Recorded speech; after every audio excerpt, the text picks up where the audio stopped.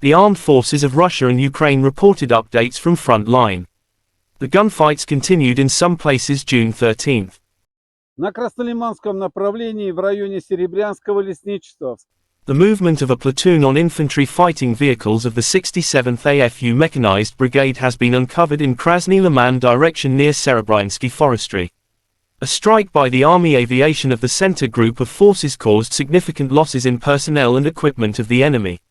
During the counter-battery warfare, Russian artillerymen destroyed a D-30 howitzer, 3 positions of 120mm mortars, and an ammunition supply vehicle. The group's air defense systems shot down HIMARS MLRS projectiles and a LELEKA-100 type unmanned aerial vehicle, said the Russia Defense Ministry on official statement June 13. In addition, the Solntsepyok heavy flamethrower system destroyed an enemy stronghold.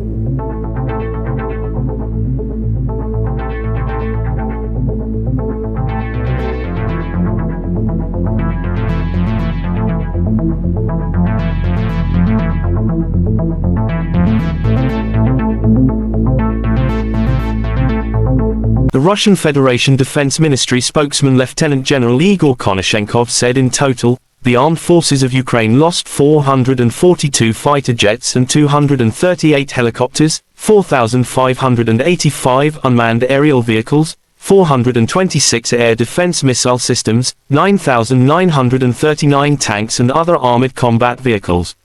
Also 1,122 combat vehicles equipped with MRLS, 5,100 field artillery cannons and mortars, as well as 10,927 units of special military equipment have been destroyed during the special military operation.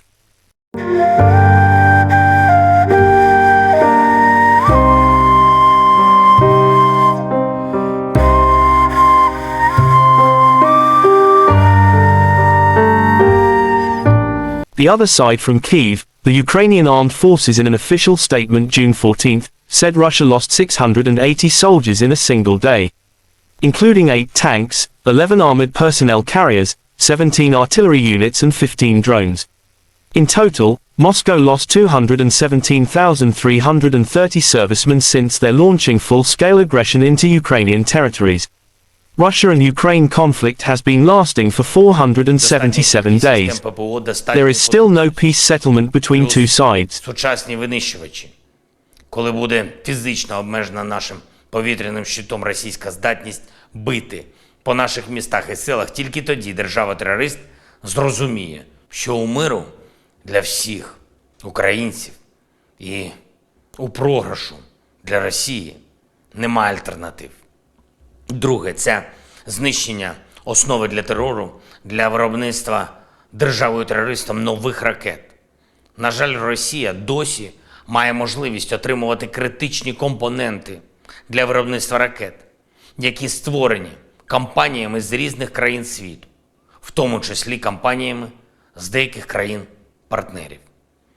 Різними шляхами ці компоненти потім поставляють в Росію.